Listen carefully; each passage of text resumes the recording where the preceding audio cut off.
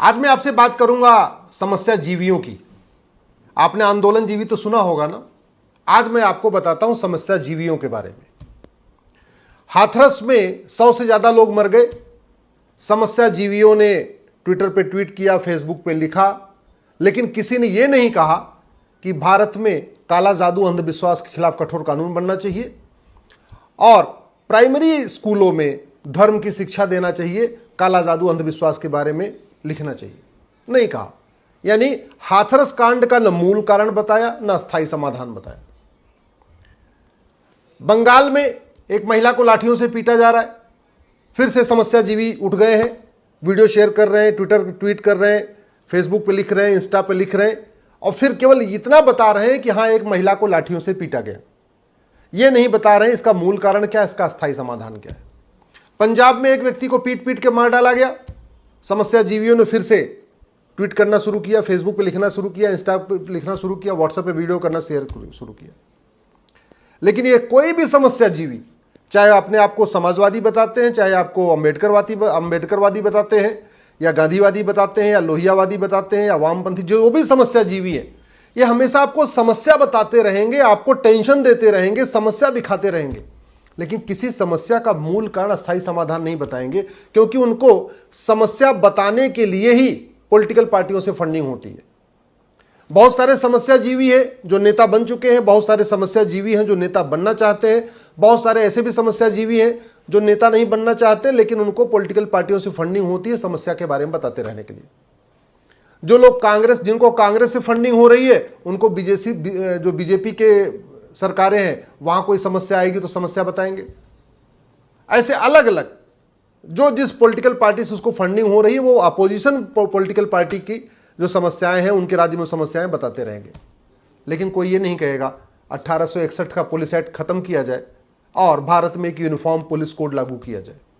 आखिर पूरे देश की पुलिस अलग अलग तरीके से काम कर रही है। यूपी की पुलिस अलग तरीके से काम करती है, दिल्ली की पुलिस अलग तरीके से काम करती है, बंगाल की पुलिस अलग करती है, पंजाब की पुलिस अलग करती है, केरल की पुलिस अलग करती है। तो ये ठीक कैसे होगा केवल वीडियो शेयर करने से, समस्या बताने से कि देखो यहां की पुलिस तो कुछ कर ही नहीं रही है, यहां की पुलिस कुछ कर ही नहीं रही, इससे कुछ हो जाएगा क्या?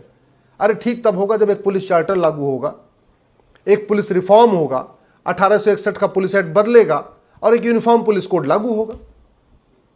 बहुत सारे लोग समस्या जीवी बताते रहते हैं कि देखो जी यहां ये हो गया, ये हो गया।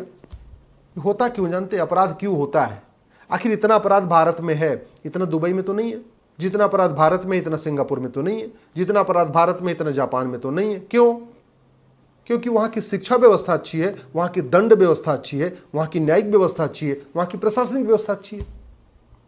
तो ये समस्या जीवी जब समस्या बताएंगे, उसका मूल कारण नहीं बताएंगे। मैं गारंटी के साथ कहता हूं भारत की 80% समस्याओं को 5 साल के अंदर खत्म किया जा सकता है। उसके लिए टैक्स रिफॉर्म करना होगा, पुलिस रिफॉर्म करना होगा, जुडिशियल रिफॉर्म करना होगा, एडमिनिस्ट्रेटिव रिफॉर्म करना होगा, नए नए कानूनों को बनाना होगा, जस्टिस विद इन ईयर लागू करना पड़ेगा। शिक्षा में संस्कार हो और कानून का खौफ हो। घूसखोरी, कमीशनखोरी, दलाली, कटमनी, तोलाबाजी बंद हो जाएगी। शिक्षा में संस्कार हो, कानून का खौफ हो। ये नशा तस्करी, मानव तस्करी, सोना तस्करी, चंदन तस्करी बंद हो जाएगी। शिक्षा में संस्कार हो और कानून का खौफ हो। ये कालाबाजारी, मुनाफाखोरी, जमाखोरी, मिलावटखोरी ये बंद हो जाएगी। शिक्षा अच्छी हो और कानून का खौफ हो, दंड व्यवस्था कठोर हो। अलगाववाद भी खत्म हो जाएगा, कट्टरवाद भी खत्म होगा, जिहाद भी खत्म होगा, मजहबी उन्माद भी खत्म होगा। शिक्षा में संस्कार हो और दंड का भय हो, कानून का खौफ हो। सठे साठ्यम समाचरेत, इस सिद्धांत के अनुसार काम हो। घुसपैठिए नहीं आएंगे भारत में, और जो आए हैं कठोर कानून बनाते ही भाग जाएंगे।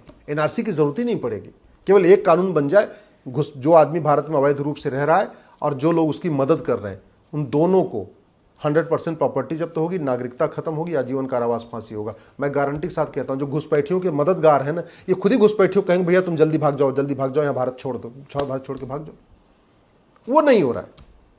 शिक्षा में संस्कार हो, कानून का खौफ हो, पूरे देश से धर्मांतरण बंद हो जाएगा। मैं कह रहा हूं 1 साल के अंदर धर्मांतरण बंद हो जाएगा। किसी की जरूरत नहीं होगी किसी गरीब हिंदू को कन्वर्ट करने की। ये जो पूरे देश में खेल हो रहा है ना, गरीब हिंदुओं को मौलवी भी कन्वर्ट कर रहे हैं और पादरी भी कन्वर्ट कर रहे हैं। मैं गारंटी के साथ कोई जरूरत नहीं पड़ेगी।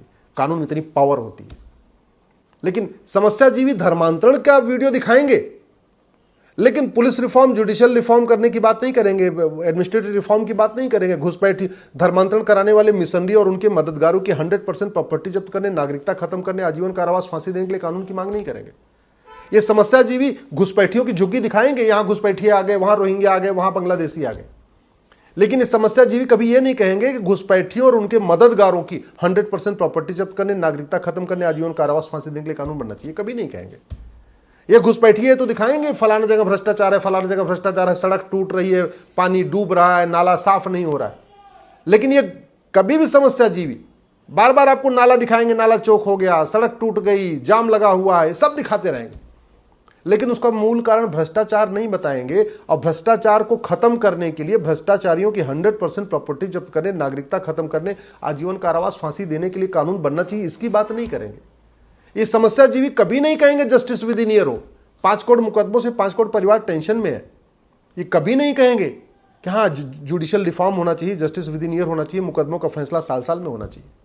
ये समस्याजीवी बाकी सब समस्या बताएंगे, लेकिन कभी ये नहीं कहेंगे कि झूठ पकड़ने के लिए नार्को पॉलीग्राफ ब्रेन मैपिंग कानून बनना चाहिए।